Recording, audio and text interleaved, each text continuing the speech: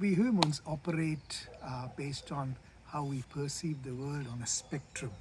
So, some of us who perceive the world as a dangerous place, fearful place, a competitive place, have a perception of pessimism um, on one end of the scale, and on the other end of the scale, we can be very optimistic, positive, open, and confident, and then we operate within that spectrum. We operate between these two ends.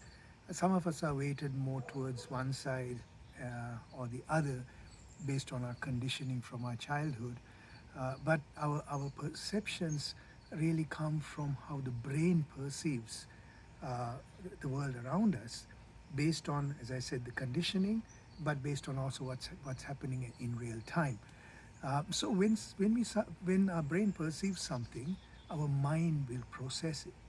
And if we are weighted towards more of the negative side, the pessimism side, a fearful side, then our amygdala is constantly up and we are searching for danger, searching around the corner for something to appear and hurt us. So then we are operating really in a compromised way. We are not free to get out there and be creative and open and do what needs to be done.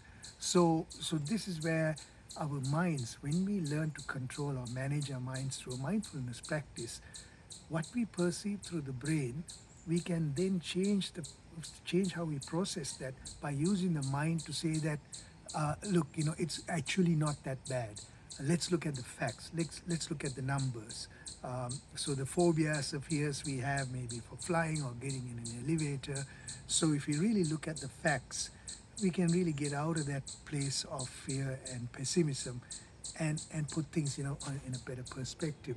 So for me, the mindfulness meditation process then enables me to get a hold of the mind to really process what we are seeing, how we show up in the world in a way which is going to give us more clarity and more confidence, more groundedness, so we can be out there to be creative and live our life to our fullest.